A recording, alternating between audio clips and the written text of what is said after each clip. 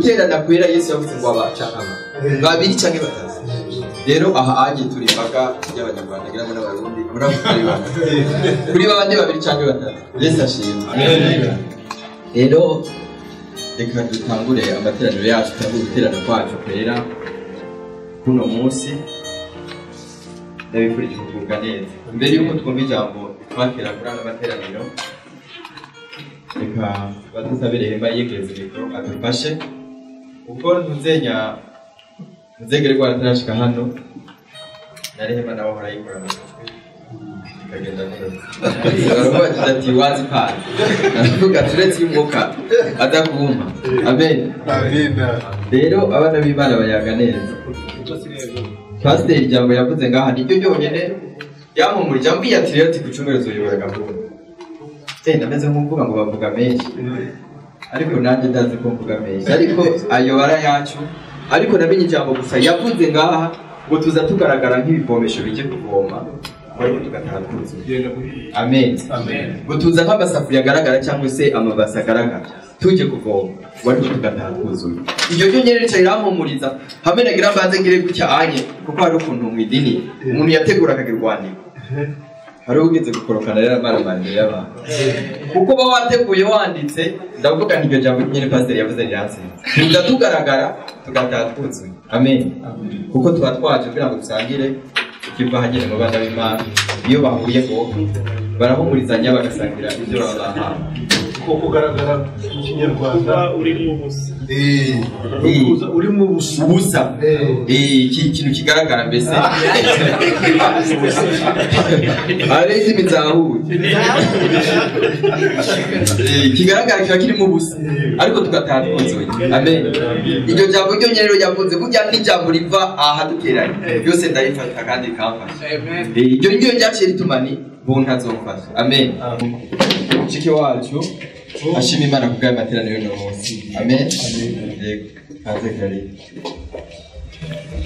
Mana yacu, Mana y'urukundo, Mana y'imbabazi, dushimiye ubuntu bwawe, dushimiye imbabazi zawe, dushimiye uburyo udukunda bitangaje.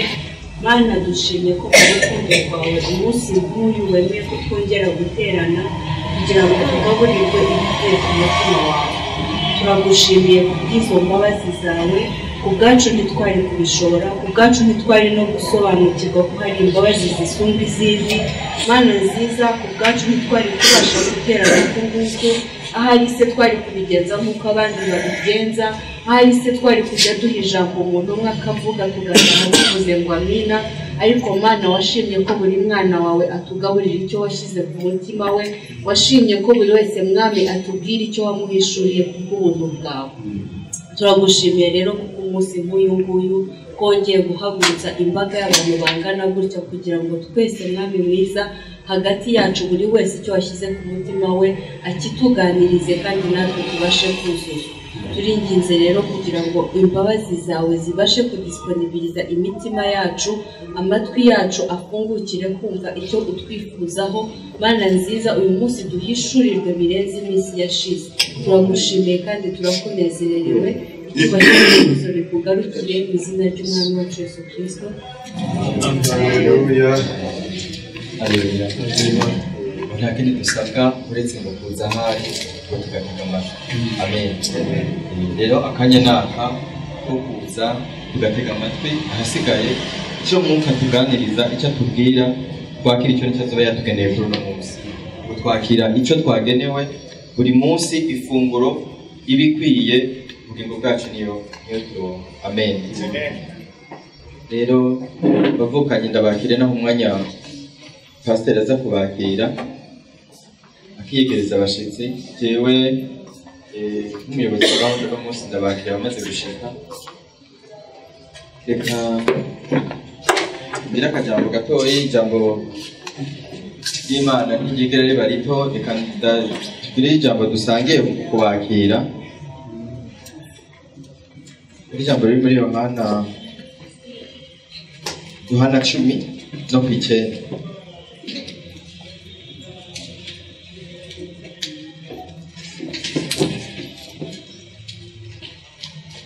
Yohana 10:9 haravuga ngo ni irembo umuntu ninjira muri njye azakizwa, azinjira asohoke kandi asohoka ubwenge. Amen. Haleluya. Yesu yanyu mwebwe abanyagaciro, abana b'Imana badasanzwe, ariko nkabamagaza aha nanjye ndashima ko iryo jambo ryasohoye mu matwi yanjye ngo nimumara kumenya ukuri kuzobabantu. Amen. Ngo uzinjira muri njye azinjira asohoke muri uwo mwidegemvyo, ariko mwidegemvyo w'abana b'Imana, ibyo amatwi menshi atumva. Amen. Rero uyu yari karavuga gutya Kristo uwamwizeye kera ari muri ba bandi bizeye bakavuga ngo ubwo dufise igicu cy'abahamya benshi bangana batyo, ari we Dawidi kubera ko yari umwungere wewe, iri jambo akarimenya mbere kubwo kwizera, kandi akaba yari umwungere w'intama zase, yaravye ingene umwungere mwiza bameze, nawe Uwiteka yari yizigiye avuga ngo Uwiteka ni umwungere wanjye, ngwandagira mu bwatsi buremvye, ubwatsi butoshe, bakanshira impande y'amazi adasuma. Amen. Rero uwo Dawidi yavuga ibyo, rero ni rwaguri n'ubundi Kristo aje avuga ni yapatiraje. Kandi ngo niwe rero, niwe nzira. Amen. Rero iyo nzira, iryo rembo umaze kuryinjiramo arakizwa, kandi ngo arinjira agasohoka akabona n'ukuri. Yesu ashimwe. Rero ubwo buri aha niho twicaye nga mu mwanya turarya indyo y'umwuka. Bwana sifiwe. Rero ize kugwa neza imitima yanyu. Bwana sifiwe. Ize kugwa neza imitima yanyu. Uri buvuge wese icyanza guhabwa n'umwuka kize gufasha imitima yacu, kuko hano hantu mpora numva ibintu bihavugirwa nkiyumvira nti iyo ibintu biriko bivugwa abantu bangana gutya, iyo abavyumva benshi, kuko hari abantu benshi baba bagowe, abana b'Imana yego abizeye barahari, ariko uburyo babayeho nabi kweli sivyo ngo, ariko ni ibintu biba ngaha iyo bivugwa abantu benshi, ibyo bintu byari kuba byiza. Ariko icyo kiba ari icyifuzo cyanjye n'ubundi, umunsi w'Uwiteka kuri bo urahari.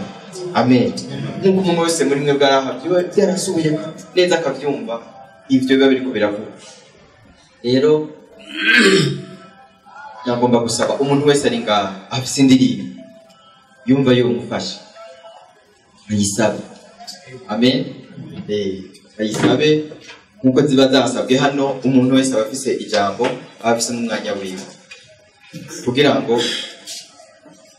tubanze turirimbe, hama mu kanya turaza gusaba pasiteri yiyegereze abashyitsi baje hano bwa mbere. Dusabe kandi rehema dufashe mu ndirimbo imwe, hama n'uwundi nawe yaba afise iri ku mutima yisabe, hama tuyifashanye turirimbe, duheshe icubahiro Imana yacu.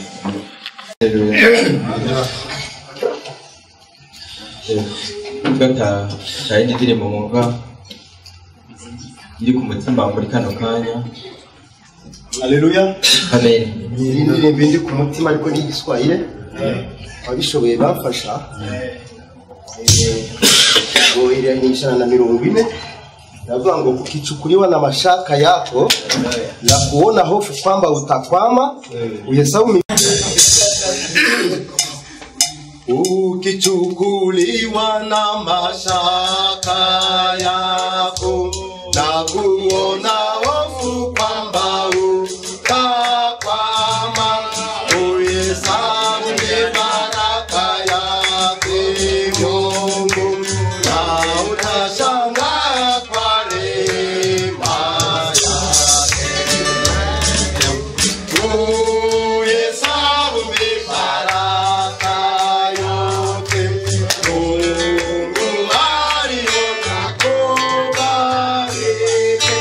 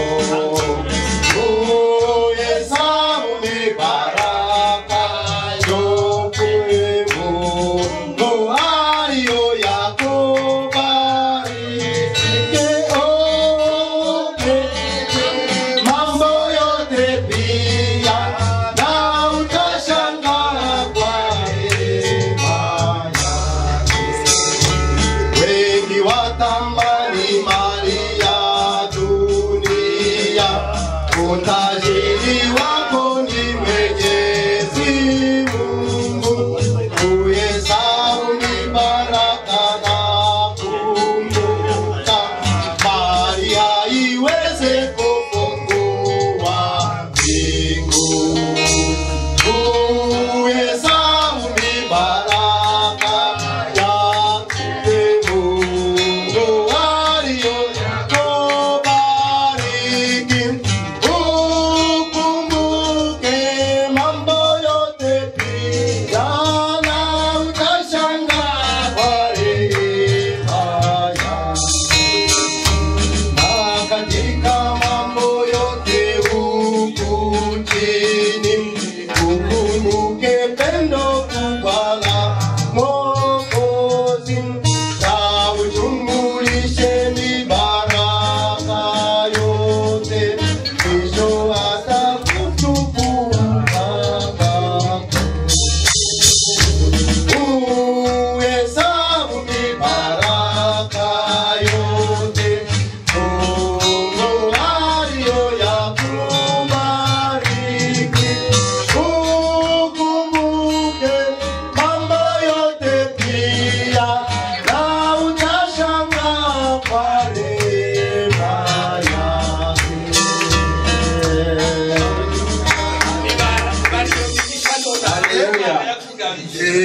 Bare ntusige n'umwe werekana imyinshi yo gutangaza.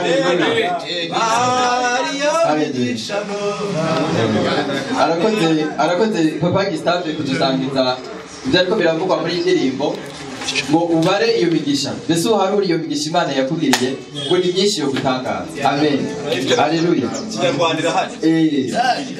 No mu Kinyarwanda irahari. Maze kumenya neza ko Kristo ari we bwana, haleluya, nkamenya ko ari we gukiranuka kw'Imana, nkamenya ko ari we mahoro y'Imana, nkamenya ko mbese sanga Yesu ni byose muri byose kandi niwe byose muri bose. Amen, haleluya. Rero iyo migisha ni myinshi, nukuri uyumvise ukamenya ko atahawe hariho mu by'ubwami, ukamenya ko Kristo yabifashe mu ntoki gutya. Amen, hamukiyegurira uwo kugira ngo byari byose byuzure muri wowe. Haleluya. Ibyahanura byose, ibyavugwa byose muhanuzi muri byago. Rero aha hanze mu madini hari abantu bumva ngo naguce nk'imanzi muri ganza. Mupagani rutupagace ki. Wimana yamuciye nk'imanzi muri ganza. Ariko hariko havugwa Siyoni. Hariko havugwa Siyoni. Yego hariho wayisa. Hariho wayisa byaje tudire. Amen.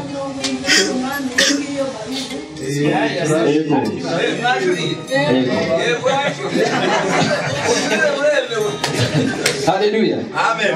Rero mu mwanya uheze nasanze bari abantu babatanga ariko mu Giswahili, ariko ubu rero abandi mu Kinyarwanda ngo reka turinde twese. Amen. Rero hari uwasabye ko ayo yiyobora, reka tume mikro abandi dukurikire. Muhawe ikaze.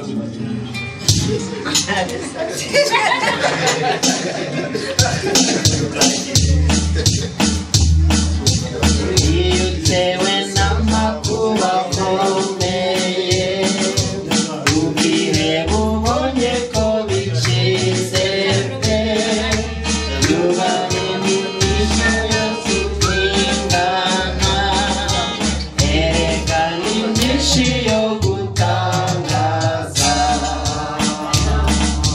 bariyo migisha nonaha, Imana yakugariye, uyibare usige numwe, erekana imyinshi yo gutangaza.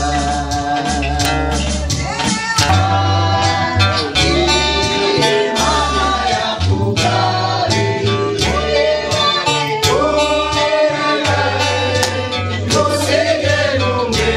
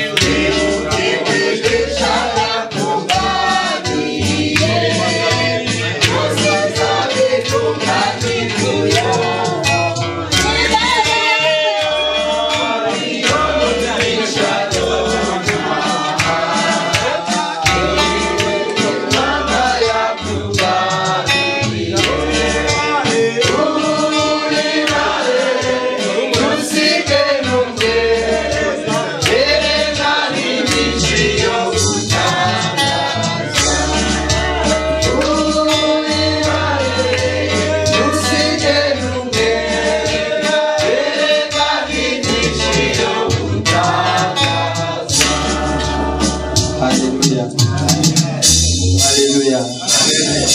Ubu rero muri benshi birasobanutse. Amen. Biki mu Giswahili abantu bamenya bati twe kumva ikigo cya Bobo. Amen. Iyo migisha yose rero twironka muri Kristo Yesu. Amen.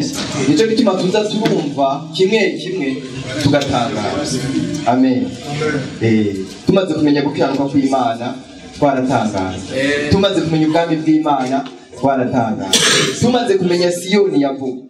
Ere kuri ya musozi wari waransanze bindi. Sinanzi kuri ya musozi nyene ari. Siyoni. Siyoni yarangiye.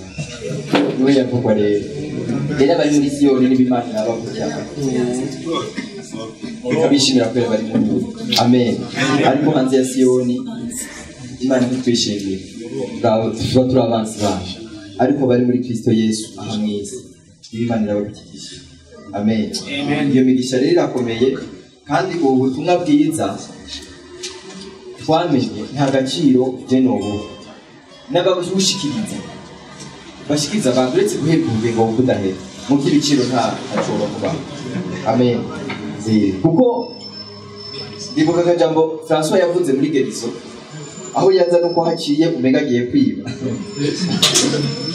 aciye yaravuze ngo nta kintu na kimwe twebwe tutagomba gukora nk'icyo Kristo yakoze uretse gusa twebwe atamukocungura ntawe dupfira ngo ariko impuhwe yari muri Kristo Yesu igomba kuba muri twebwe. Ugucungura abantu ubabwira ukuri bigomba uko byari muri umutima wa Kristo niko bigomba kuba mu bana b'Imana. Uretse ko tugatamukopfira ariko tugomba kubabwira uwabapfira hano bakava inyuma yaba Yohana umubatiza. Yohana akavuga ati umwe watubwira ati yakurya ati nurya okay bashavika Yohana umubatiza nyuma yake ariko apana kw'intama ziguma inyuma yo gukunda pastor ngo namuka pastor kugira ngo pastor namuka pastor niba babwira inyuma ngire ngo niki kubera igisho zafashe nanya munini wo gukunda pastor ariko igisho zigomba kuba icyo umukozi w'Imana w'ukuri ababwira Kristo. Ahasigaye ni wajya muri babambuza wumve neza ko byo baravuga atari Kristo ariko bari kuvuga Kristo atari wowe ndi yacungira abantu. Amen. Rero ibindi birasobanutse iyo migisha turayumvise umwanya niyo tugira dufungure hano niyo tugira tujye muri Kristo Yesu turiko turamusangira hano hagati yacu. Amen. Aho babiri cyangwa batatu bazovanye ngo hano bazobana hana benshi hada pana materaniro yandi bage bahera hanze abandi bari indane babiri gushyira ku izina Yesu. Amen. Rero duhaye kazi pasiteri Deniste atwakirira abashyitsi twakirire mbese abajya hano bwa mbere abatwegereza mu izina rya Kristo. Tukaze pasiteri akoze umuyobozi wa gahunda. hari igihe uririmba indirimbo cyangwa se ijambo ry'Imana rimanutse mu mutima wawe hakabyiganiramo ibintu byinshi. Iki gitero rero cya gatatu kuri iyi ndirimbo cyavuze ngo nta kiguzi na kimwe wabasha kugura iyo migisha. Nta kiguzi na kimwe wabona cyabasha kugura iyo migisha. Ntacyo cyava heza. Nta na kimwe. Haleluya. Ari duteganije igitondo cy'umunsi. Reka hagire umufasha asome ubutumwa bwiza bwa Yohana igice cya gatatu uhereye ku 14 na 17. Igice cya gatatu umurongo wa 14. Kandi nk'uko Mose yamanitse inzoka mu butayu niko umwana w'umuntu akwiriye kumanikwa kugira ngo umwizera wese abone guhabwa ubugingo buhoraho. Kuko Imana yakunze abari mu isi cyane byatumye itanga umwana wayo w'ikinege kugira ngo umwizera wese atarimbuka ahubwo ahabwe ubugingo buhoraho. Amen. Akoze cyane. Urumva uyu mwanditsi yanditse ari mu isezerano rishya ahise afata mu isezerano rya kera aravuga ngo nk'uko Mose yamanitse inzoka mu butayu niko umwana w'umuntu akwiye kumanikwa kugira ngo umwizera wese atarimbuka ahubwo ahabwe ubugingo buhoraho. Urumva ko ahuje ibice bibiri, ahuje igice cyo mu isezerano rya kera, ukuntu Abayisiraheli ngo bari mu butayu bajyaga baribwa n'inzoka z'ubusabwe, noneho bose akababwira ati mubura amaso akareba iriya nzoka imanitse arakira. Ahise aza mu isezerano rya kera uko Kristo yamanitswe kugira ngo duhabwe ubugingo buhoraho, umwizera akire nk'uko bariya bakiraga barebye kiriya gifu cy'inzoka cyari kimanitse ku musaraba. Niko hacaga amarenga y'uwari ugiye gupfa kugira ngo umwana w'umuntu agire ati ahabwe ubugingo buhoraho atakoze, atagiye kwa muganga nta kintu na kimwe yakoze. Noneho ku murongo wa 16 ngo kuko Imana yakunze abari mu isi cyane, rihuza na ririya jambo rivuga ngo ibineza by'Imana ngo kwari kubana n'abantu iteka. Noneho mu mugambi w'Imana, Imana yifuzaga uko izabana n'abantu iteka. Noneho icyo yakoze n'iki kugira ngo ibane n'abantu iteka? Hari umugome wari waramaze kwanduza umuntu ari we Satani. Byari ngombwa ko Satani acirwaho iteka kugira ngo Imana yongere gusubirana ubusabane bwayo n'umuntu. Noneho biba ngombwa ko Kristo ajya ku musaraba arabambwa kugira ngo umwana w'umuntu ahabwe ubugingo buhoraho. Uyu mwanya rero duteranya ahangaha tubwirana iyo nkuru, tubwirana iyo nkuru ko Yesu yapfuye akazuka, ubu tukavuga dufite ubugingo buhoraho. Rero abafite ibyo byiringiro ngo baba biboneje nk'uko yagize ate aboneye. Rero ibyo byiringiro ko biri muri twebwe nk'uko Kristo aboneye, natwe tugize gute? Natwe turabona. Ubu twicaye iburyo bw'Imana, dutsindishirizwe na Kristo, bidaturutse ku byo twakoze ahubwo biturutse ku by'Imana yakoze. Ako niko gakiza kacu, ubwo bugingo nibwo twirata kandi nibwo dufite. Byari ijambo nabakirizaga igitondo cy'uyu munsi. Reka noneho niyegereze iteraniro muri rusange. Haleluya, amina. Uwiteka umucamanza ambonewa amaraso, nancira urubanza rubi anyitukira. Yaracunguye mpuwe niko kuyishingira, ugapfa singipfuye yenda Yesu turu. Yaracunguye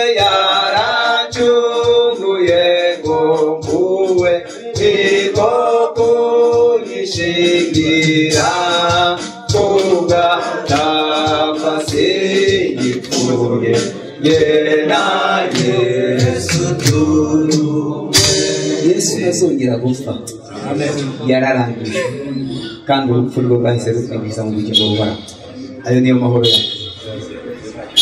Twegereje iteraniro ryose muri rusange, twegereje abantu dusanzwe duterana ahangaha biyumve mu ikaze, kugira ngo n'ubundi uyu mwanya twinjiyemo dufatanye, haba kwakira abashyitsi, haba mu ijambo, kugira ngo tuyegereze abashyitsi bituje guterana natwe uyu munsi, mwiyumvemo ikaze.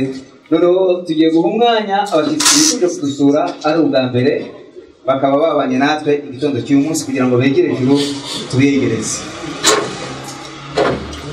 Ababa bateranye natwe ari ubwa mbere,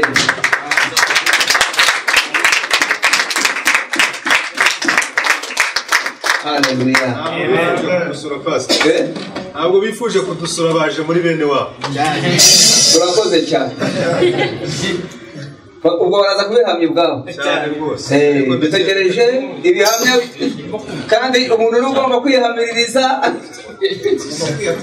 agomba uko ni ukuri. Noneho rero tugiye twegereza abashyitsi bifuje kudusura, batubwira aho baturutse, amazina yabo, kugira ngo natwe tubiyegereze. Karibu.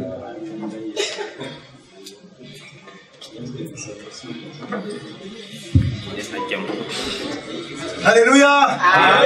Haleluya! cyane ndabakunda kandi hano bafite umuryango muri bamwebwe bifite no gutarana uyu ni umufasha wanjye mfitanye abana 19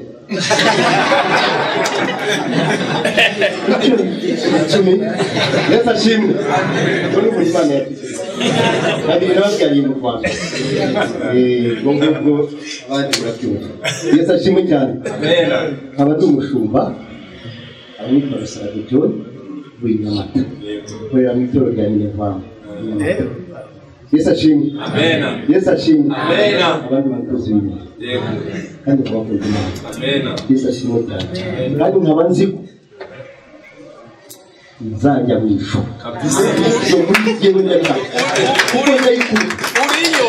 ndayikunda uzi uburyo nkorana nayo uzi uburyo mvugana nayo uzi uburyo inyishimira uzi uburyo inkunda niyo mpamvu areka kwiga Yesu ashimwe cyane Imana ibahe umugisha kandi igihe turi bumarane cyose duhana umugisha hamwe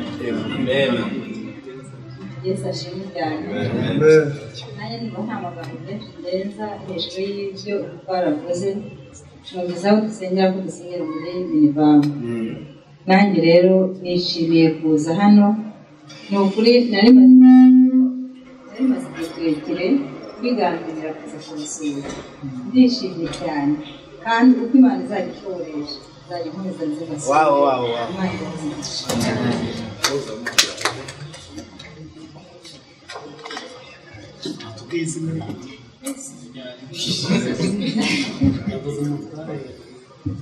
ubundi banyita Mukayirera Catherine bamenyeye kunyita mama bebe wanyu Haleluya Yesu ashimwe cyane twamuhire Veneranda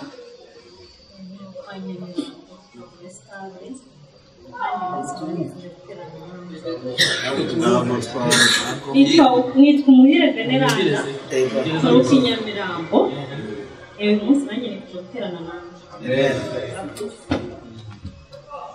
Haleluya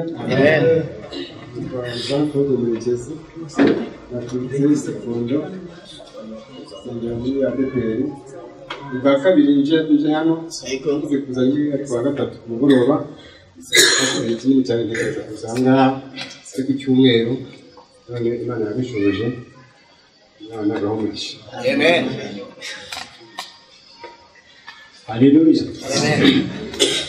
Agisunge Aroni abanyere kimisagara ariko manze mwishingire umugabo bita Mabure niyo watumye ngira aho ngaho yahaguruka mukamumira amashyi ariko rwose yakoze igikorwa cyiza ntabwo nari nzi ko mufite ibyo kurya bimeze bityo ubwo rero nkaba nasengeraga mu baguzi ariko ni ukuri rwose nta kindi narenzaho ndakomeza ndyoherwe n'ibi Haleluya Abatorero ry'Imana amazina yanjye nitwa Nkosorora Mugabo buryo iyo uvuze ngo banyita no ku izina ryawe utaryemera nitwa Uwishema Pascal ndi umupapa w'abana babiri n'umudamu umwe nkaba nsengera muri ADPR abantu hariya ibatsinda njya kuza aha ngaha hari ukuntu wenda byari byagenze ariko nshimira na Valence niwe wahangaye kuza aha ngaha yahaguruka Valence ni inshuti yanjye cyane bityo rero umwami azagenda ashoboza aba numva twasangiye ibyiza kandi ni ukuri n'ibyiza n'iby'igiciro murakoze cyane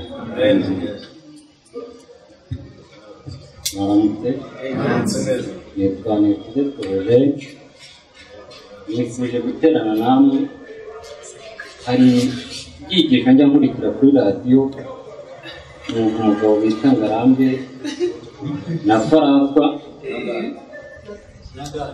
na Gad biriya byigisho byaramfashije bimbera ibiryo bikomeye cyane ndavuga nti njyewe ikintu kizambera cyiza nk'uko uzarya igiti biriya biryo mbisangira nabo mbareba akaba ariyo mpamvu nifuza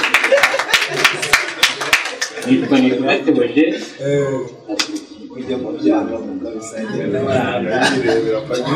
Haleluya. Imana ishimwe cyane kuba yeranye namwe hano dufite Imana inyashe anaturutse igikoni. Imana ishimwe kuba nicaranye namwe hano. Amena. Haleluya. Hanyuma rero ako ndi buze gutandukana na bagenzi banjye, ntabwo ndi buze kuza gushimira cyane uwanzanye, ariko ndamubamenyesha kuko nabonye biri buze kuba amapeti.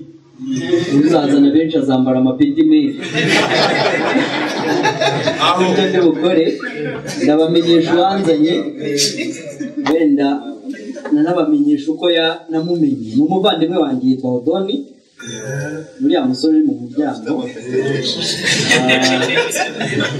Nahaguruke niba ntacyo bitwaye. Hanyuma rero Odoni agira iradiyo itazima, ihoraho ibiganiro bamwe bumva, ariko ndabikunda. Nitwa Shema Mwizerwa Darius, nsengera muri Anglikani, ariko mu mico yanjye nuko ntekereza ndenze ku mategeko n'imihango y'idini. Niyo mpamvu uretse kuba ndi umwanglikani nemerewe no kumenya ibirenze bya bindi bambwirira ahandi. Ntabwo ngumana uburyo bwose yavuze uretse kuri kwa mbere na nyuma. Ntimuze kumpa amashyi ngo ndaje ngo tuzasangira iteka ryose, ariko igihe nzumva nkumbuye gusangira namwe kuko ibyo mwangaburiye ari byiza, nzarenza dusangire no kwantuza ari numva bahumuje urukaramba. Ibyo ni ubusazi. Hanyuma rero ndashima Imana kubw'umurimo ibakoresheje utandukanye n'uwaba abandi. Ntabwo nkunda umuntu mbeshya. Burya umbwiye ukuri ukaba ari ukuri, niyo kwambira ari ukuri ndakumva. Ubwo rero mufite ukuri kwinshi, kandi uko kuri ndumva mfite imbaraga zo guhamya ko uzakwemera azaba yemeye ukuri kuko nta binyoma byinshi birimo. Kuvuga ngo rero babwire ikibazo hano kiri kuba mu idini urikunda kubera umuryango, hanyuma ariko ukaba uzi nawe byinshi birimo wanenga, ariko kubera ko ntuzabana nuza nzemera byemera. Icyo kibazo kirahari. Mama arabyemera na papa na murumuna wanjye, reka ariko wakwiherera ukumva utubazo wajya kubaza pasiteri. Ese pasiteri n'umubazo azambwira iki? Ukaryumaho. So rero ukuri mufite kuratomoye, mwambara imbaraga mu gusakaza, hanyuma abazakwemera bazaba bemeye ibintu biri byo. Wenda nabavuze ngo nteje imbere kwemera kwanjye kuko nemeye ibyo muvuga, ariko ni byiza ndi umwanglikani nsubiyemo ngo urenze ku mategeko n'imihango y'idini. Imana idamu.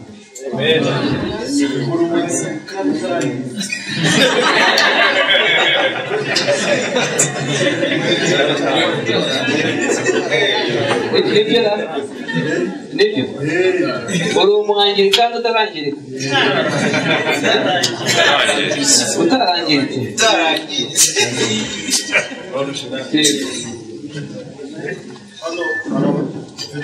mfite mikoro nta kibazo.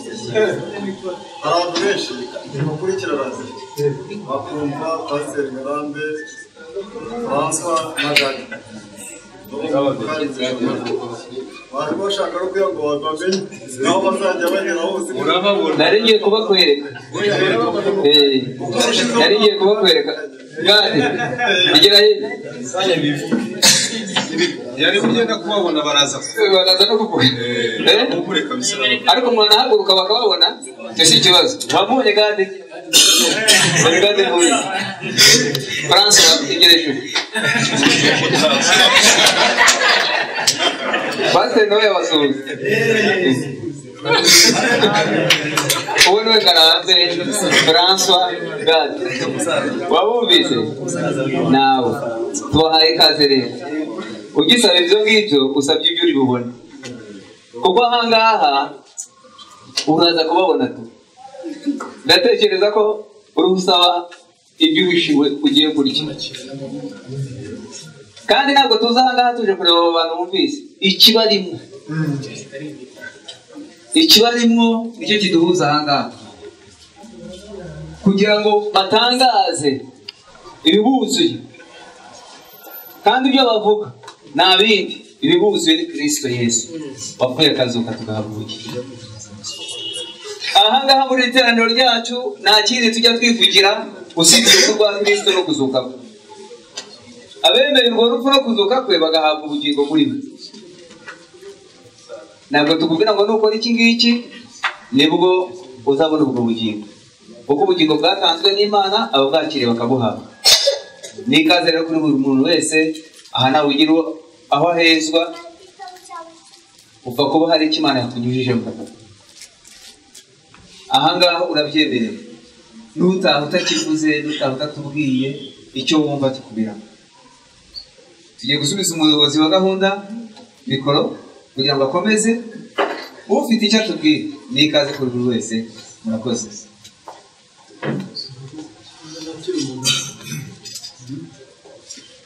Kanakira umuntu umwe nubwo kwakira abantu benshi. Amen. Sasa hano umuyobozi wa gahunda agiye kutwinjiza nyine muri gahunda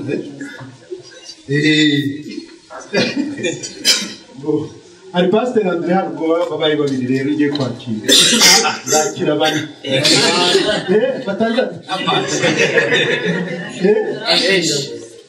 Murabona uyu mugabo uhagaze ahangaha ntahaguruke nanone mu murenge yitwa Gasarabwe John Karimba cyangwa se mwene Karimba. Uriya ni umudamu we nawe nahaguruke. Wari wabakiriye nasohotse nagiye hanze sibyo? Wari wabakiriye ariko reka nongere mbakire z'umwihariko. Aba ni abavandimwe banjye inshuro izi inshuro ebyiri urabyumva nawe mu mubiri no mu mwuka. Nishimiye rero kubana nabo none. Uyu kabisa ni ka grand frère wagira ngo tubidimwe kabisa. Ndanezerewe rero none ubwabo. Imana ibamugisha miturizo kandi mugira umudendezo kabisa muboho kugira ngo mwumvise akaririmbo k'igiswahili yaduhaye. Mwicare. Pasiteri Andre iyo musanzwe mumuzi ariko turamuha akanya mu kanya nyine nawe aragira uko yizidura. Buriya hari ibintu bimurimo nawe agomba gusohora. Ariko noneho hari mwene data hano nawe uyu ni umukozi w'Imana mubona ahangaha. Nahaguruke nawe mu murenge. Nahaguruke. Ibwo nawe ndagira ngo mwakire nanone by'umwihariko. Muhikaze mwene data wiyumve mu mudendezo kabisa. Ikintu kikurimo ntugitsikamira. Niyo mpamvu hari ikiguhata kabisa mugisiganga. Nibyo rero abandi bose rero ndabaramukije mu izina rya Yesu. Kandi murabizi ko mbakunda ibyo sinzo birirwa mvuga. Mugubwe neza rero umuyobozi wa gahunda.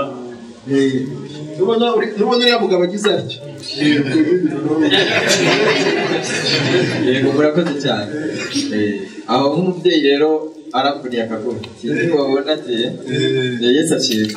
Barakoze rero Pasiteri mukuru w'umushumba mukuru w'itorero na Pasiteri Beniste umwungirije barakoze.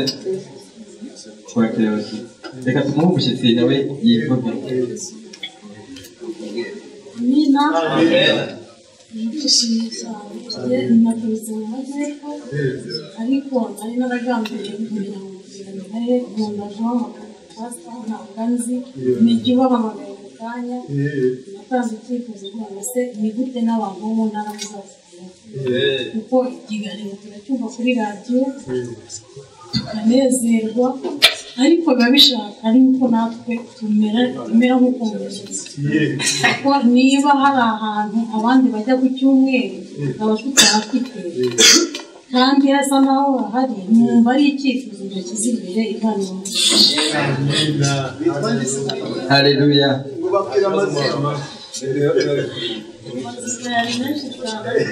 n'utishimo byinshi banyita Mukamuhoza Eugene abana babiri umwana na mama tubaho biteguriye ariko mu mihanda ya kaminuza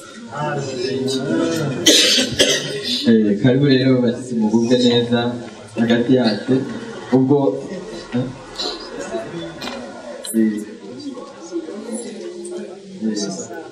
Yesu ashimwe rero ikaze mwayihawe hama ufite icyo afite ku mutima wese mu kanya ngo aragira icyo atuganirira amen kuko mwuka aza gusunika abasangwa abashyitsi mwese tubahaye ikaze reka tubanze duhe pastor agira icyo adushikiriza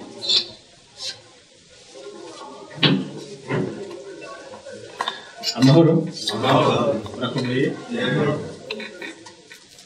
mfise umutima munini kandi mfise amashimwe menshi mu mutima wanje ndumva kwitangira abandi kugira ngo nze gufata umwanya wo kumviriza abandi nabonye hari amasura mashasha ntamenyereye n'abatanzi nk'uko bababwiye ni Rwanda hanze ndi umupasiteri mu nkambi y'Imahama mu Barundi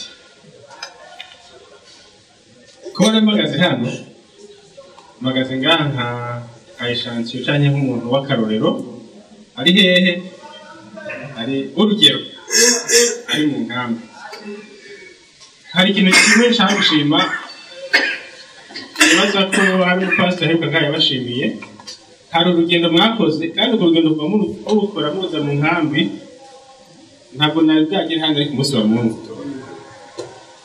ntabwo nari bwagere ngaha ari ku munsi wa Mungu cyangwa ari ku cyumweru ubwo rero numva mfise umunezero wo kugira ngo ntange umutima w'ishimwe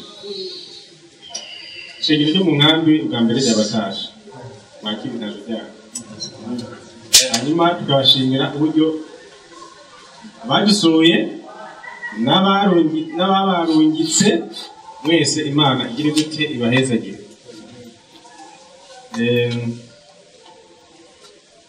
ishengero ryo mu nkambi no kuvuga ngo isa neza yambaye neza kubera ishengero Kigali n'ikimenyamenya nuko mubona urabona ukomeze urabona ukomeze narimaze nk'amezi nk'atanu iyi koti ntayambara kubera hari ahantu bazayiriye ariho babiri babitse hano urabona uko ntari ryiza iri koti rero ryavuye rimwe iyo navuze ngo rero nubwo maze amezi atanu ntaryambara kubera agasembwa ubu rero ngomba kuryambara imbere y'itorero i Kigali kugira ngo mubone ko ibyo mwakoze byadushitseho kandi bidushimisha nifuje kandi no kubaha ubuhamya canke intahe y'ishengero ryo mu nkambi twaciye mu bihe bigoye mu ishengero ryo mu nkambi hari amatorero menshi hari amadini menshi ariko noneho habaye kugira ngo baduhuze baduterateranye turi amadini nk'atatu ane gutyo kugira ngo amadini abe nk'atanu noneho murumva ikibazo cyangezeho biramuca mubyumva bazi ubutumwa bwiza reka dusome mu gitabo cya Matayo igice cy'icumi umuntu adusomera arahera ku murongo wa 34 ageze ku murongo wa 12 dusomere mu Kinyarwanda 34 tugeze ku murongo wa 42 pardon aragira hati mwe gutekereza ko nazanywe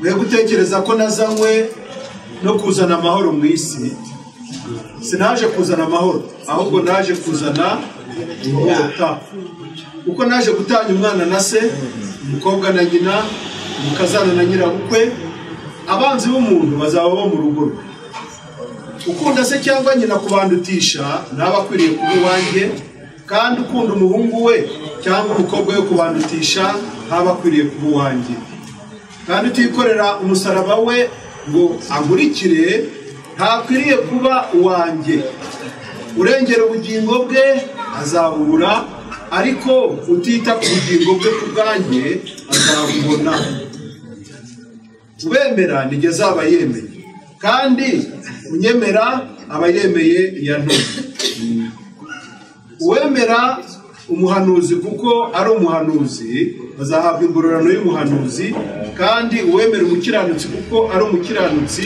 azahabwa ingororano y'umukiranutsi kandi uzanywesha umwe muri mwe kandi uzanywesha umwe muri aba bato ku gacuma k'amazi akonje gusa kuko ari umwigishwa wanjye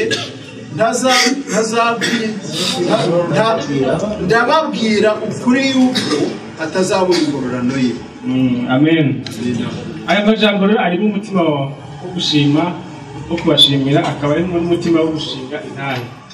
Rero mu nkambi hamaze kuba amadini menshi byabaye ngombwa rero ko Midimare ariyo leta ituraba ko twegeranya noneho nuko ngo Anglikane Karero na Vivante na Fekabu ko baba hamwe noneho jewe rero nanje biba ikibazo jewe twemeranya n'amadini atatu mbese n'ishengero ryacu rigira kane kubera nase gushoka mpakana kubera yuko byari guhava kumuboneka ko umengo nshaka kubana n'abandi noneho ayo mashengero ane tuyishira hamwe noneho bashinga inzego canke ubuyobozi buri shengero rikazana umupasiteri mukuru irindi rikazana uwundi gutyo noneho bageze kuri jewe noneho babona nta mwanya nsabye ndavuga nti jewe nta kibazo tuzaterana gusa dusengere hamwe ariko nta kibazo jewe nta myanya nkeneye kuko nari nzi ko n'ubundi bizaba ikibazo noneho tumaze kugira ngaho mbasaba ikintu kimwe ikintu nabasabye ko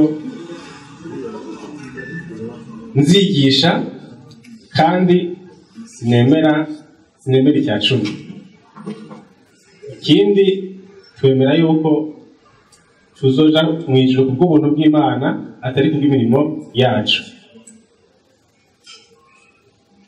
noneho haca haduka ikibazo vuga ati rero ndumva bidashobora kutushaka kubana ndabwira nta kibazo mwe muzigisha ariko umunsi wa Mungu nanjye ndigishe ku wundi munsi wa Mungu hanyuma umwe wese yigisha ko yumva abantu bakurikire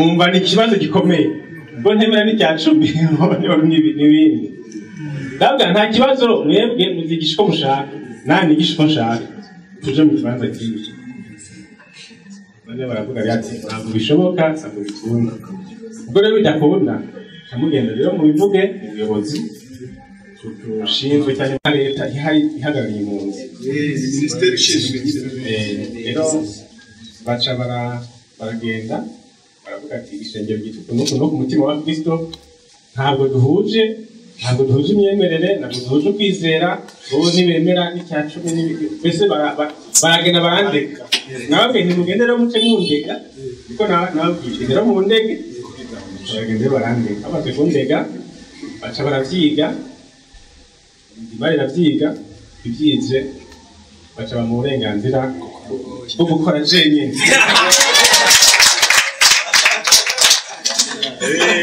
ni ukuvuga rero mu nkambi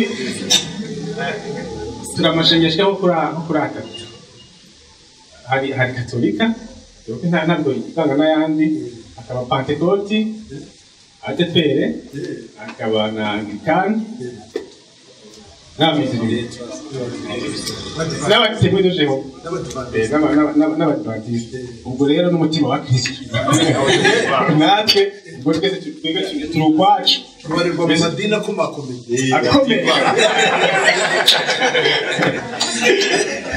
rero nashimiye Imana kuba Imana yashoboye kungwanira iyo ntambara mbese mu ndidegenzi kuko n'abitwa ngo barahuje ubu bariko baragwana bari mu ntambara ntabwo bari kumvikana rero no kuvuga ngo ishingiro ryacu Imana yashoboye kurwanira uretse ko hari ikindi kibazo hari hagati y'ibyo madamu wanje ubu ni wahagarariye amadini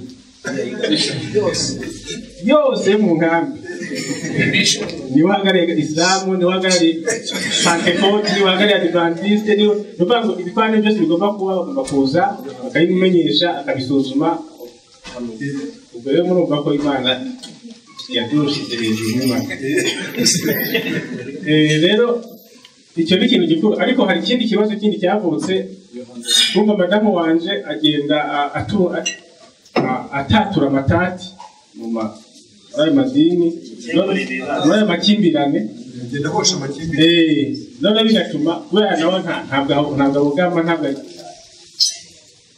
rero bigatuma rero bamwanga mbese natwe bakatwara noneho rero bagiye umunyedini umwe yagiye kuturega avuga ko twebwe twigisha gukora ibyaha yavuze ibintu bibiri yavuze ngo twigisha ko Yesu yarangije ibyaha byacu byose ko yaducunguye burundu igira kabiri ati kandi bigisha gukora ibyaha agenda kubivuga muri immigration abivuga no muri midimari ubu rero twiteguye kuzogenda kubisobanura ariko hari ikintu kimwe ataturushijeho muri ibyo bintu twese birangije amen byo kuba batwigisha gukora ibyaha nabyo icyo yaratubesheye ese bazabanza barabe na pasiteri ibyaha akora umuntu ari ntangarugero kandi ntaramwigishije rero muri make rero kugira ngo nababwire ubuzima bwo tubayemo hariya naje ino kugira ngo nze muri konje nze kuruhuka ndetse ndukire mu ishengero ndukire imbere y'ibirenge by'abayobozi nahora nzi no kenshi nje kuvuza umwana ariko ubu naje gusa kugira ngo dusabane n'abayobozi b'ishengero muri make niyo mpamvu ndi ngaha ndi kwa François afashe neza nta kibazo umuhungu wanjye nawe ubu ntari ku ishuri kubera impamvu nyine z'uburwayi ariko byose Imana irabizi rero muri make nashatse kugira ngo bagaragarize ubuzima tubayemo hariya icyo Imana ikora Imana igiye idufasha n'ibyo mwakoze byose Imana ibahezagire Yesu ashimwe nagomba gusaba kandi hari indirimbo yari yasabye ariko ibyanditswe hano biriko birazengururwa benshi basabye umwanya iyo ndirimbo kandi araza kuyituyoboramo niyaza hano nawe kuko numvise ahava haza hariho abamukeneye kandi niyaza hano iyo ndirimbo arayituyoboramo kuko nari nzi kugira ndamwakire pasiteri Andra bayahagurutse rero reka tuje muri uyo mwanya wo kwakira mu ijambo ry'Imana kandi araza kuyituyoboramo niyaza hano tubaye ikaze rero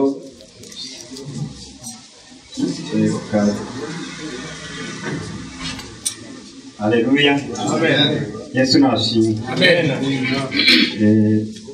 Nanjye nongeye kwishimira no materaniro kuko mu materaniro hambera heza cyane kurusha ahandi hantu hose.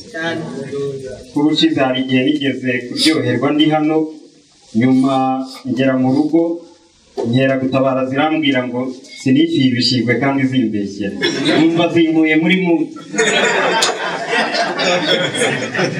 nutanezererwa hano ushobora no kugera mu rugo bakakubwira ko amakara yashize nezererwe mu nzu y'Imana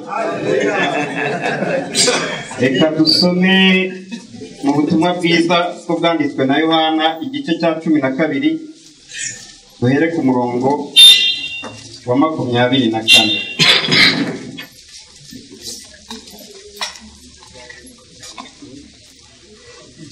reka dusome mu izina rya Yesu ubutumwa bwiza Yohana 12 umurongo wa 24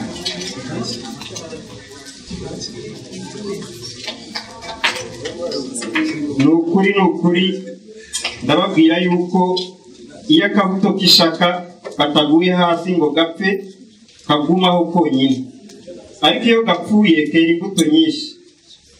Ukunda ubugingo bwe arabubura, ariko uwanga ubugingo bwe muri iyi si azaburinda ageze ku bugingo buhoraho. Umuntu nankorera ankurikire, kuko aho ndi n'umugaragu wanjye ari hazaba. Umuntu nankorera data azamuha icyubahiro. Amen. Amina. Dusome no mu Bagalatiya ibice 2.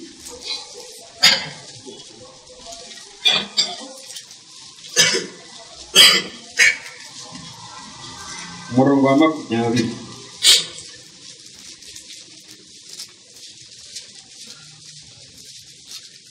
Nabambanywe na Kristu, ariko ndiho, nyamara si jye uriho, ahubwo ni Kristu uriho muri jye.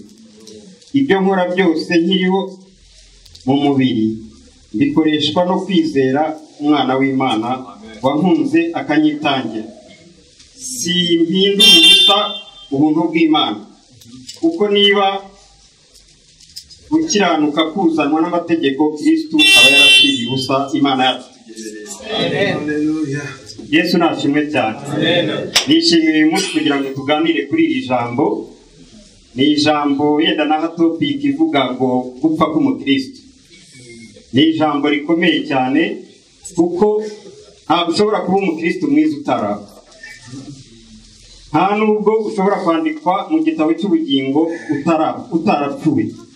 Haleluya. Aha Yesu rero yatubwiye amagambo akomeye cyane. Aravuga ngo akabuto k'isaka iyo katarapfa kaguma ari konyine, ariko noneho iyo gapfuye kera imbuto nyinshi, umusaruro ukaboneka.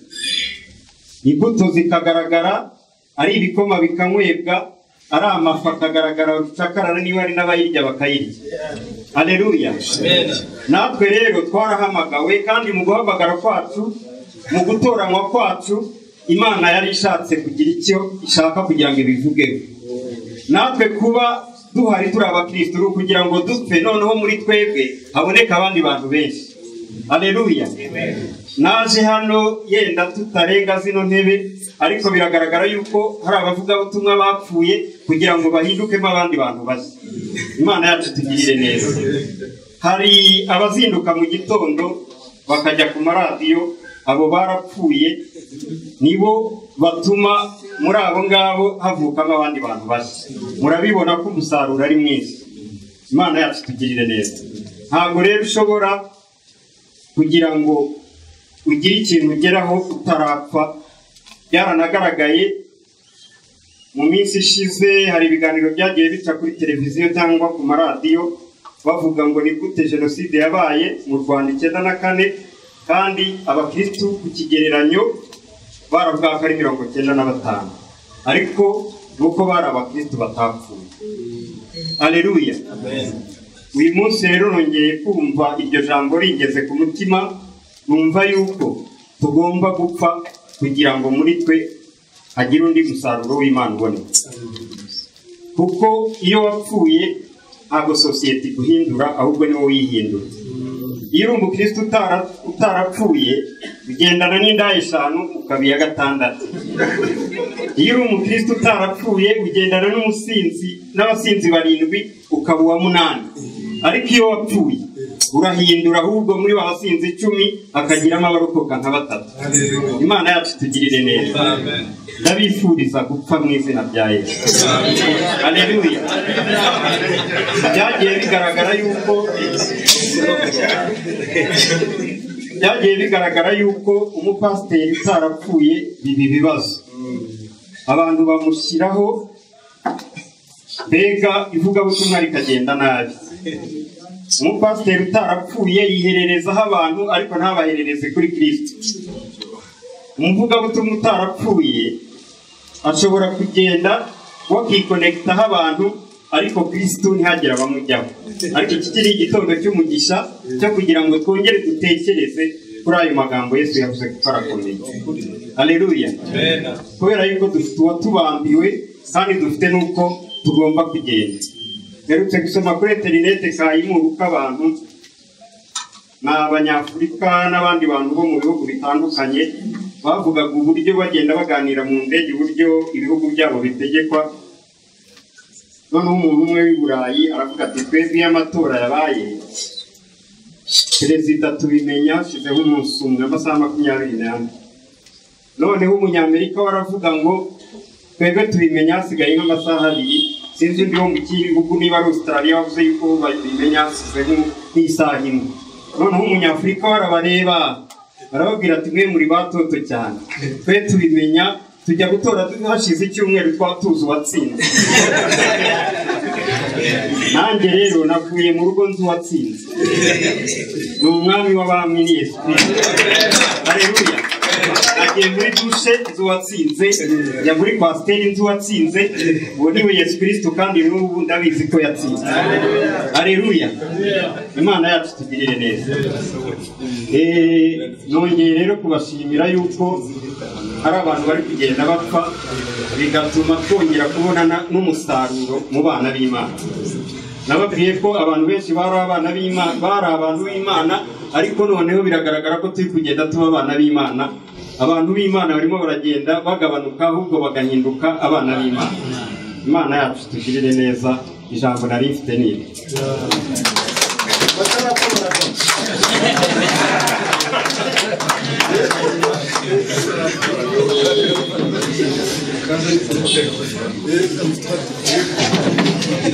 Aho Francois mujyakikura mikoro keretse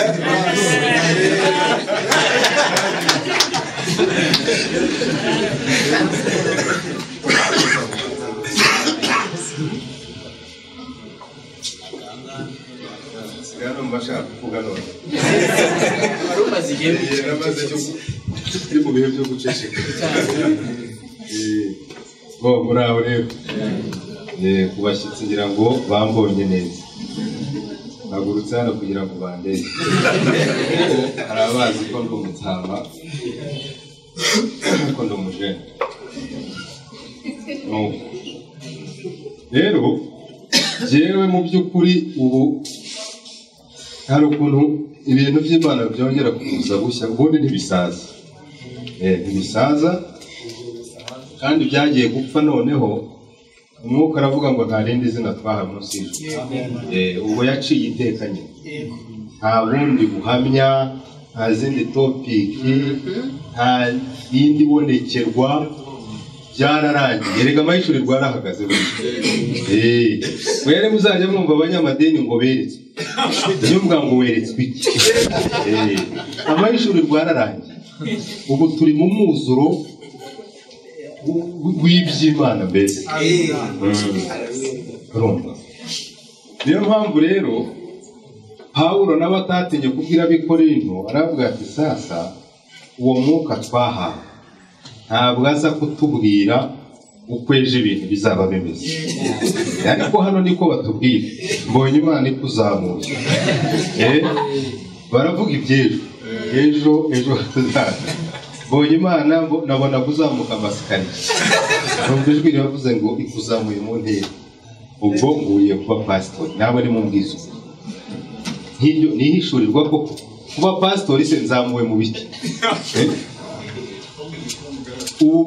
Umuntu iyo abaye umugabo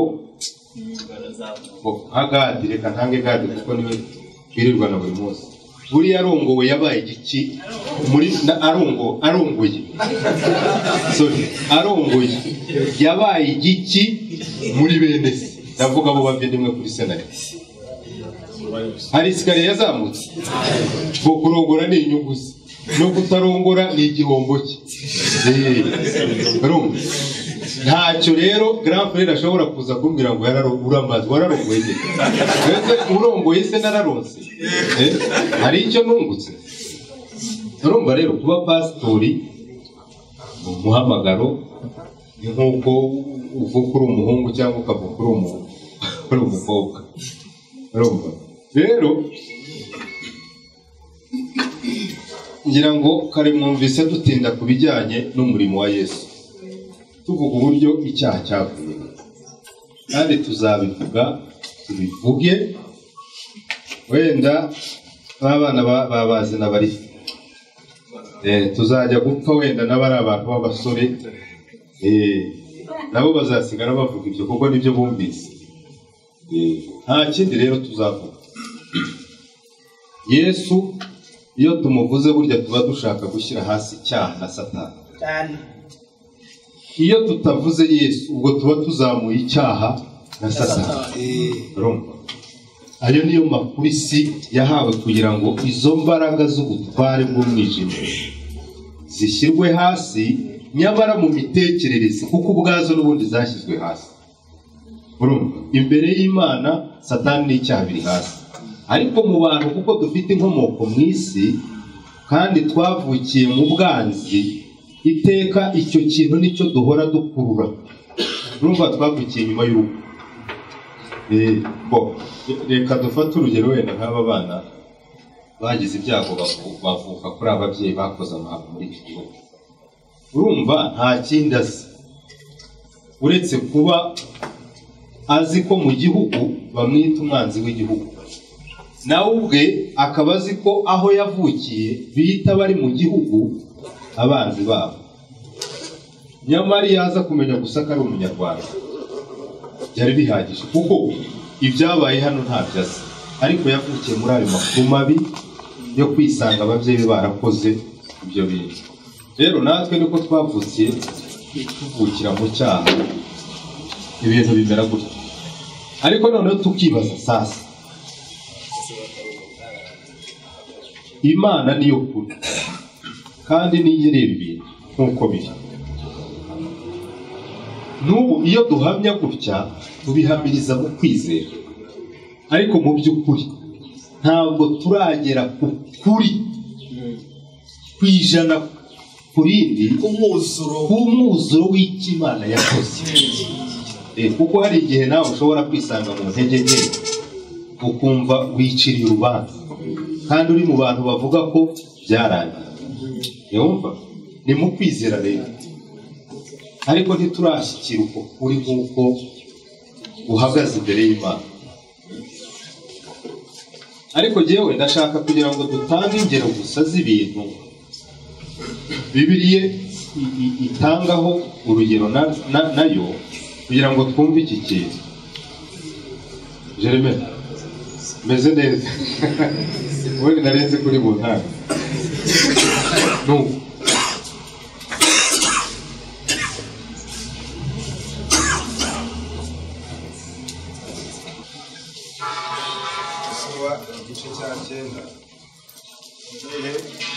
Yosuwa ku 9 umurongo wa 14 tugere wenda ku murongo wa 20 aravuga ngo Abisirayeli bemezwa n'ibyo kurya byabo batabisobanuje cyangwa se batabisobanuje Uwiteka nuko Yosuwa asezerana n'abisezerano by'amahoro no kutazabica n'abatware b'iteraniro barabarahira numva ko nabashyizeho indahiro abatware b'iteraniro ni ukuvuga mu miryango 12 buri muryango wabaga ufite umutware uhagarariye umuryango niwe wajyaga muri komite bakavugana na Mose na Yosuwa buri mutware wese akaza kubwira abakuru b'umudugudu b'umuryango we buti gahunda imeze itya Yosuwa rero nk'umuyobozi asezeranye n'ab'Igibeyoni sezerano hanyuma aravuga ati rero ubwo ari mwe mufite abakuru b'imidugudu n'ab'imirenge n'abo tugari nimusinyeho namwe ngo nabo barabarahira nuko iminsi 3 ishize bamaze gusezerana nabo bumva ko ari abaturanyi babo kandi ko batuye hagati yabo Abisirayeli baragenda bagera mu midugudu yabo umunsi wa 3 imidugudu yabo yari Gibeyoni n'i Kefira n'i Beroti n'i Kiriyati Yeyarimu. Abisirayeli ntibabica kuko abatware b'iteraniro bari barabarahiye Uwiteka Imana y'Abisirayeli. Iteraniro ryose ryitotombera abatware, ariko abatware bose babwira iteraniro bati twabarahiye Uwiteka Imana y'Abisirayeli, ntitwabasha kubakura. Yumva?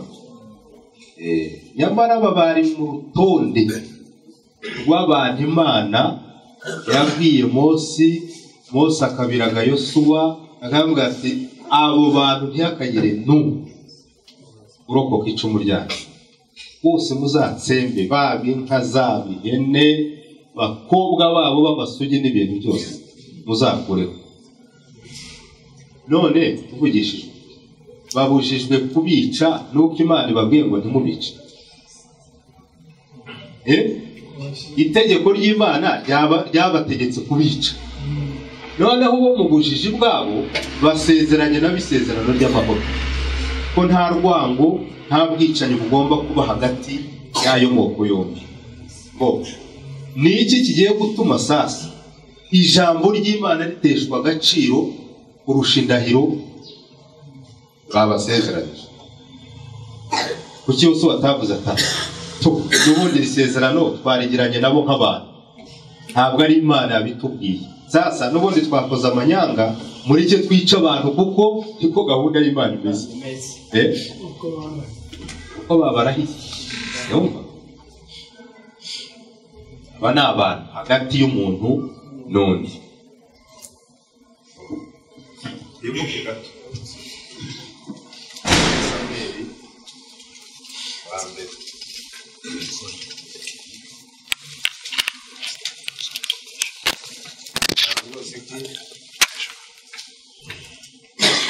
ndashaka ko isezerano twumva neza.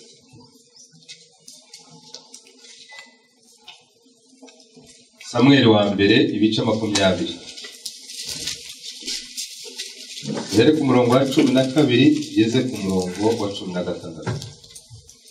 Yonatani abwira Dawudi ati Uwiteka Imana ya Isirayeli iyo ntanzeho umugabo, ejo nk'iki gihe cyangwa ejo bundi zibarisha kuri data, ninumva akuvugaho neza zagutumaho bikumenyesha, ariko data naramuka yerekeye kukugirira nabi simbikumenyeshe ngo usezerere wigendera amahoro.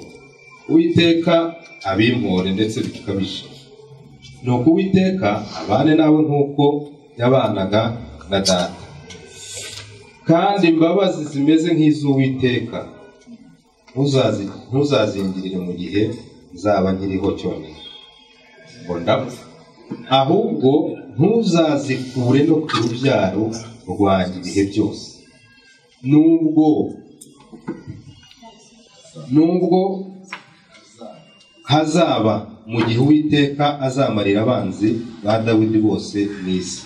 Nuko Yonatani asezerana isezerano n'inzu. Numva aka kantu? Ntabwo yasezeranye isezerano na Dawudi. Yonatani yari umunyamibare. Umugabo yari afite ubwenge. Yaravuze ati iri sezerano niriguma hagati yanjye na Dawudi, kandi Dawudi icyo namaze kubona nuko Imana yamuhaye ubwami bwa data, hanyuma rero jyewe nzaba amahoro mu gihe Dawudi ariho, ariko nidupfa twembi abazasimbura Dawudi ku bwami bazahorera sekuru kubyo data yamugirira, ubwo n'abanjye bose bazagenderamo kuko ni bene Sawuli. Aravuga ati rero Dawudi, noneho isezerano riraba mu nzu hagati, amazu yombi tugiye gusezerana, isezerano rizaba karande kugeza iteka ryose. Nuko Yonatani asezerana isezerano n'inzu ya Dawudi ati nuricamo Uwiteka azabihoresha amaboko y'abanzi ba Dawudi. Aba nabo bakubiseho ikasha barigendera. Reka rero turebe ingaruka z'aya masezerano hagati y'abantu. Fara, komeza 17 s'il te plaît. 17. Aha. Yonatani yongera kurahiza Dawudi kubw'urukundo yamukundaga nk'uko yikunda ubwe. Kumurahiza ati ndahira Uwiteka k'ibi bintu uvuze ariko bizaza. Nuko Yonatani aherako aramubwira ati ejo ubwo izindi nkuru zikomeje. Reka rero twambuke kwanza tubanze kugere kuri iyi ndahiro, iri sezerano riri hagati ya Yonatani na Dawudi, turebe icyo rishobora kuba ryarabyaye. Ubwo tugiye muri Samweli wa kabiri. Yendure gato bakuru ijya mu gice cya 21. Yabwira niba kugira ngo nangize ntabwo Imana nabo bakuru. 21 ku murongo wa mbere niho duhereye. Bukeye ku ngoma ya Dawudi hatera inzara imara imyaka 3 ko yakurikirana. Dawudi asobanuza Uwiteka aravuga ati bitewe na Sawuli n'inzu ye yabica kuko yishe abahe Abigibeyoni. Mwabibutsa twasomye aramaze umwami ahamagaza Abigibeyoni, ubwo ni ku murongo wa 2. Arayibabwira kandi Abigibeyoni ntibari abo mu miryango ya Isirayeli, ahubwo bari Abamori bacitse ku icumu, kandi Abisirayeli bari barasezeranye nabo, ariko Sawuli yashakaga kwica abitewe n'ishyaka yagiraga Abisirayeli n'Abayuda. Dawudi abaza Abigibeyoni ati bagirire natanga ikiho impano kugira ngo musabire gakondo y'Uwiteka. Abanyamahanga bari gusabwa icyo bakwemera kugira ngo ariho basabira ubwoko bwabo, ubwoko bw'Imana umugisha. Ibi bibaho se mwebwe mwumva bibaho? Abamori ni banyagupfa, ni bamwe Yosuwa na Kalebu ibabwiteraniro batabo bantu nta kibakingira, Imana iri kumwe natwe. Urumva rero niba bari mu gihugu kirangaye kitarimo rutangira, ni gute bashobora gusabira ubwoko bw'Imana umugisha? Ariko hari impamvu, urumva hari igihango. Abigibeyoni nabo bari abanyabwenge bazi ko isezerano nta muntu ushobora kurivura. Baramusubiza bati icyo dushaka kuri Sawuli n'umuryango we si ifeza cyangwa izahabu, kandi si ibyacu kugira umuntu twica muri kubera iki? Kubera isezerano. Baremera batotezwa, ariko isezerano y'abana rikomeze ribarengere.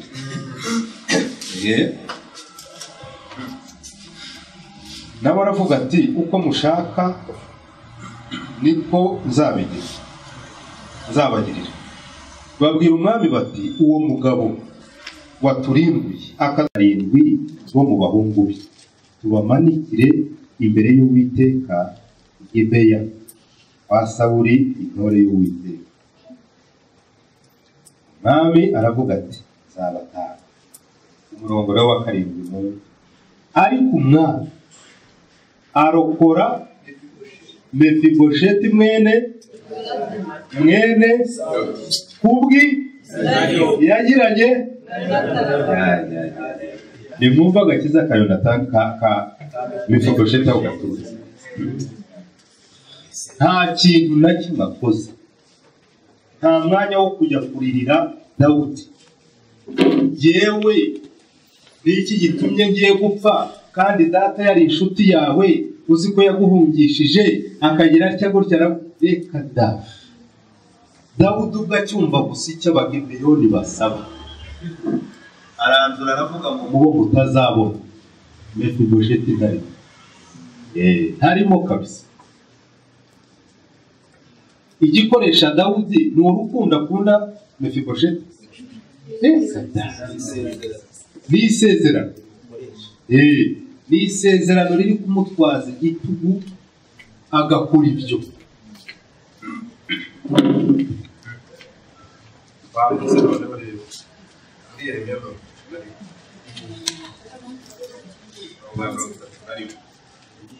Aravuga ngo Uwiteka aravuga ati dore iminsi izaza zasezerana isezerano rishya n'inzu ya Isirayeli n'inzu ya Yuda ridakurikije isezerano nasezeranye na ba sekuruza umunsi nabafata mu kuboko abakura mu gihugu cya Egiputa. Rya sezerano ryanjye baragije nubwo nari umugabo wabo babirongora. Niko Uwiteka Imana nayo hano ifite gahunda y'isezerano rishya, ariko ngo ridakurikije. Ubwo niba ridakurikije nyine nta sano rishobora kugirana n'irya mbere, kubera ko irya mbere ryo ryabaye ikibazo, bararyishe nyine. Imana siyo yaryishe, nibo baryishe. None Imana rero ashaka gusezerana n'abisezerano rivuye muri yo. Apana nimugira gutya, niko isezerano rya mbere ryari rimeze.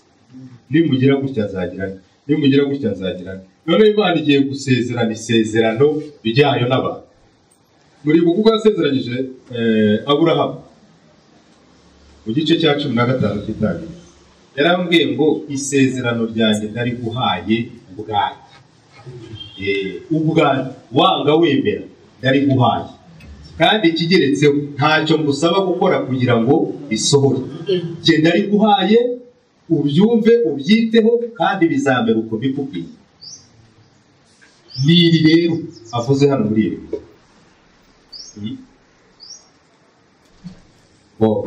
noneho tuguruke mu rwandiko rw'Abagalatiya.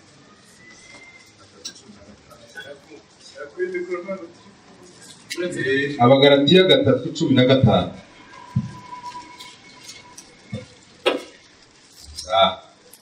Aravuga ngo bene data ibi ndabibabwira ngo isezerano naho ryaba ari iby'umuntu, iyo rimaze gukomezwa nta muntu washobora kuryica cyangwa ngo yongereho.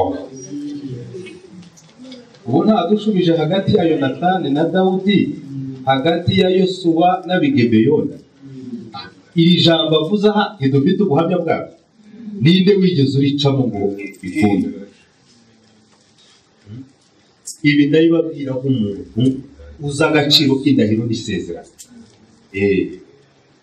Iyo rimaze gukomezwa, abantu babiri bamaze kwemeranya ikintu bagateraho kashi cyangwa se ibikumwe, ubwo ni ibyo. Ntabwo waza uvuga ngo buriya rero ngo nanize umushinga nabi ngo ndabona irakureba. Ubwo byarangiye, uragendera muri iryo sezerano. Warishobora utarishobora wagira ute? Numva niko bimeze. Erega hari n'abantu banga abagore babo bagatinya kwirukana kubera indahiro. Akavuga ati ni hahandi karabaye. Ariko mu mutima akavuga ati cyangwa urupfu rukadutandukanya. Ndababwiza ukuri biba. Hari abantu b'inyangamugayo ashobora gukora icyo kuko abatinya imvugo ishobora kuzakugwa hanze n'umuryango we n'ibiki, ariko mu mutima akavuga ati rimwe nzumve telefone gusa bati imodoka iramuhita kugira ngo akire isezerano. Numva Abara muri Matayo igice cya 20:6 Yesu atubyurwa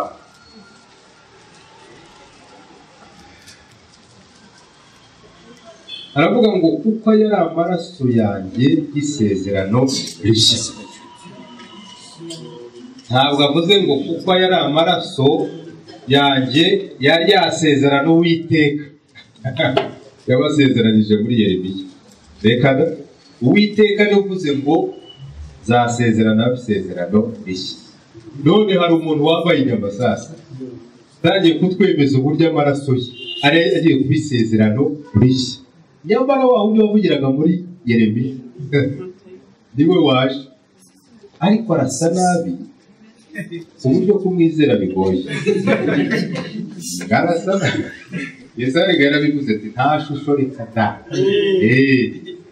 ibi byo kuvuga ngo ndi imboga umugaragu w'imbata waba umugaragu w'imbata se ufite furesheri we wazikura Yesu yaracupiye mu by'ukuri n'ubundi ariko tugomba gucupira Pawulo nuko nta filime tuzareba mu ijuru yazatwereka ukuntu yaracupiye urumva rero Yesu yagombaga gusa nabi kugira ngo kandi uribuka igihe cya Adoniya uribuka mu gihe cy'abahungu ba Dawudi Salomo abura igihe gito ngo yime na Adoniya harya wigize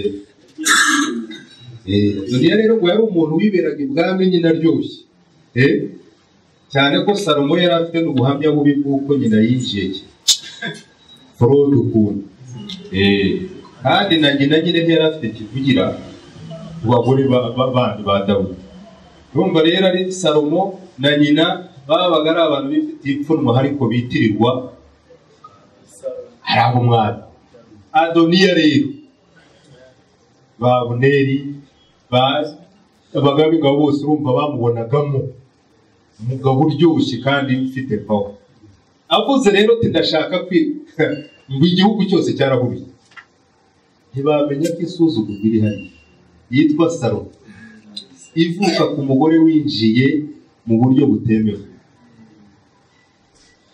ari we nyiri gahunda na Yesu rero nuko yaje kuko yaza akomeye twari guhurura twese n'abafarisayo burya bajyaga kujya ariko bamuzirira gukumva asa nabi akennye ariko akagira amagambo abakunda kandi ko abantu batinjiye mu idini bakaba aribo bumva izo nyigisho kuko bo bari abanyabyaha bakaza bakegera Yesu bagategereza akavuga ati mwabasambanyi mwe muzabona ishyano bagaheba bakavuga ati turahaguruka uyu muntu uvuga Imana ntaducire urubanza rw'ibyaha dukora aha hantu nihaze noneho uzi rero ko ashoboye amategeko we yajyaga kwicara mu ruhame aho abafarisayo bigishiriza mwabasambanya akavuga ati iryo nararirangiye muri mutange icyacu yewe ntabwo ari ikisoro